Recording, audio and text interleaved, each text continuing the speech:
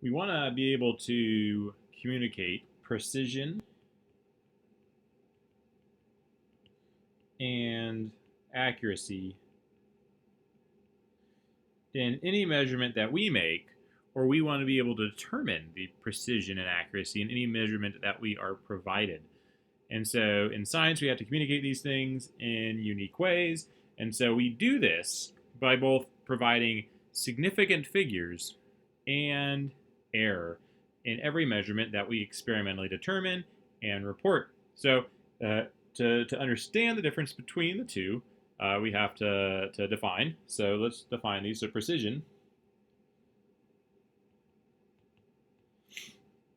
is a measure of the reproducibility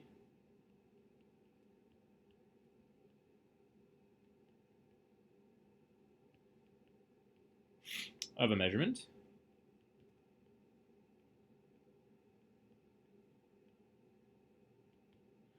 where accuracy is measuring or is a measure of how close the measurement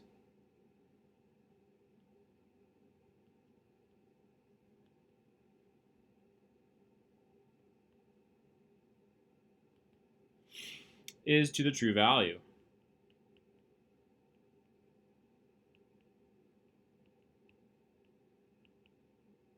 So we often use bullseyes to provide us with a visualization of the difference between precision and accuracy. So we have 3 different bullseyes. And so we'll do what we want first. So what do we want in an experiment? We want both it to be accurate and precise. And so accurate and precise would be where we have, if we consider the bullseye the true value, so this filled in center part, so filled in, so this is our bullseye. So if this is the true value here, it's showing us here that the target has been hit very close to the true value, so it's accurate, and that we reproducibly are hitting the same spot. And so this would be considered both accurate and precise.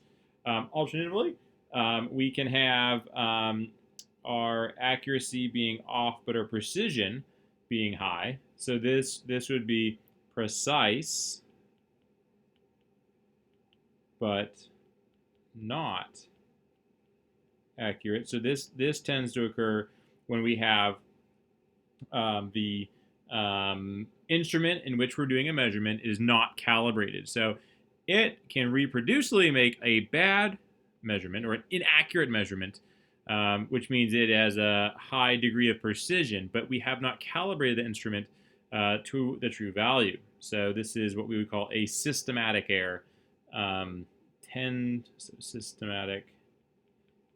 So you're making the same error every time, which could be that you're just using an uncalibrated instrument, or you're misreading something in the same way every time.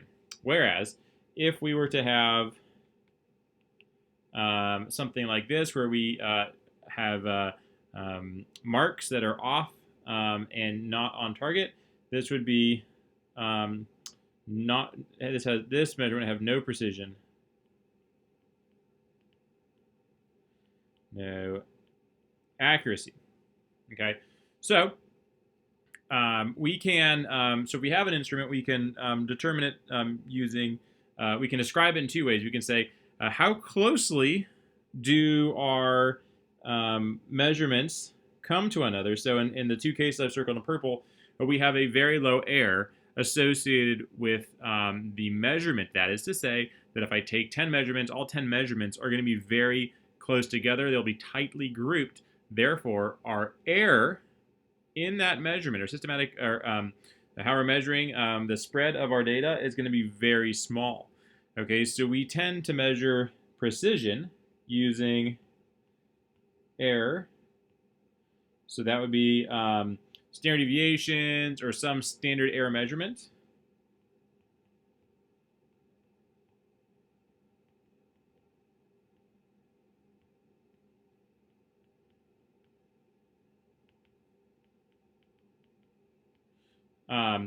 Where accuracy is going to tell us in general how accurate is our instrument, assuming it's calibrated. How many zeros can we use, so we can easily think about this in terms of scales. So you can have scales that have a very high degree of accuracy or a very low degree, based on how many, what's the output of the value. And so we tend to get our accuracy measurements from the actual instrument. Glassware always have some tolerances or telling you how accurately you can read this to how many milliliters, so forth. So this accuracy, we tend to provide this information in significant figures. So significant figures, let me just give you an example of why they matter. And we have a worksheet that has all the rules, and I want you to do that, and then I want you to, we'll go over those rules within the worksheet. But I want to motivate you as to why significant figures matter. Often, significant figures tend to be very frustrating for students because you always lose points on exams because you aren't using the right number of significant figures, and their rules, and what's up with rules, man? But rules, these rules are really important because it's telling you something. So let me give you an example really quick on significant figures and why we care. So let's assume that we have a person. We'll call them Ken. And Ken, I'm going to put Ken on a scale.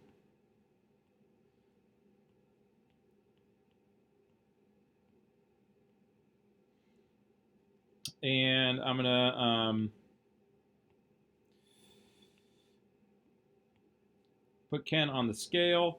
And let's say the scale gives us a reading of 80.5 kilograms. Okay, so that scale has provided us with a one decimal place after the decimal place.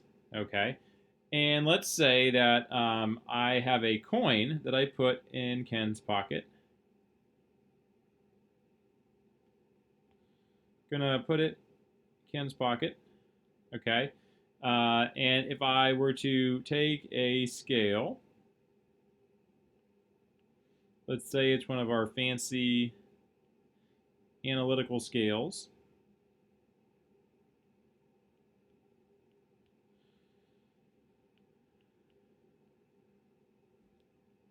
And I were to take this coin and figure out what the mass of it is, I would get a mass of 1.0139 grams.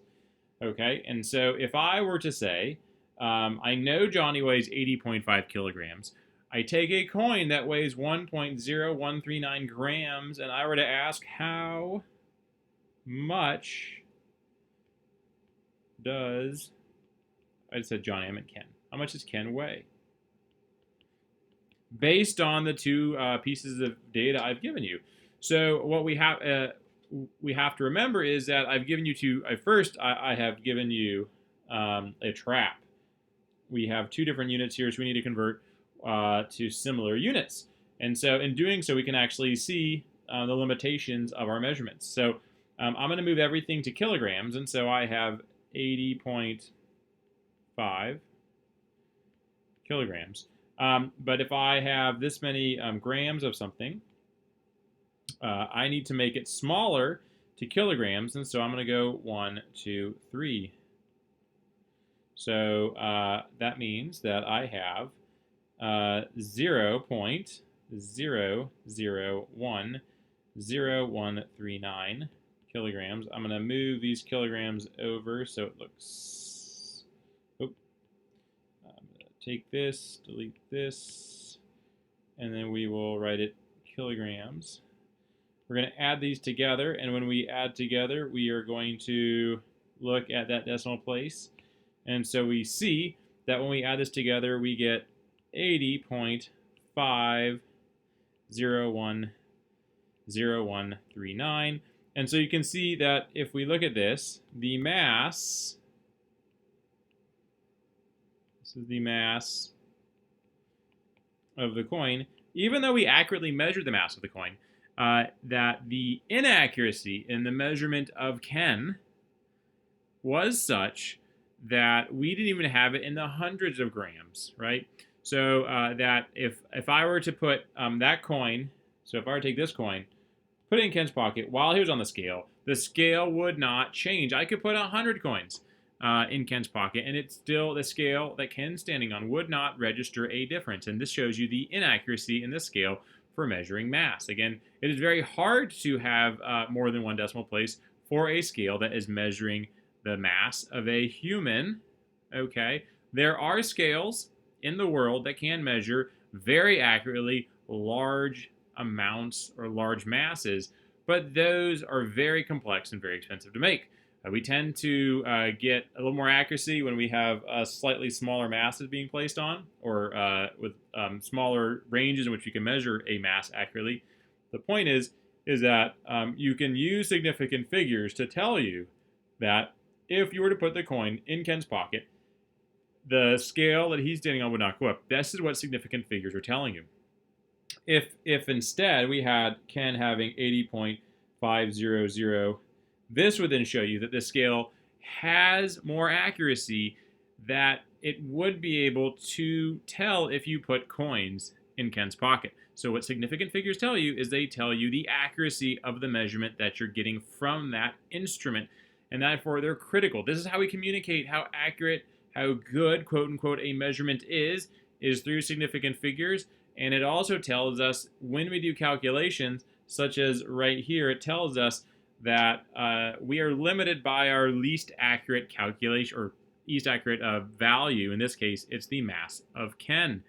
And if we report an answer, we need to report and reflect the least accurate value. Now, these rules are going to be different for addition and subtraction than they are for multiplication and division. Most of, not all, but most of the calculation we do are multiplication and division in this course, but we still need to make sure we know how to do addition and subtraction, significant figures, and orders of operations. We're going to try that in our significant figure worksheet. It's going to have all our rules, so go ahead, try that now, and then I want you to watch the solution, the key, and we'll go from there.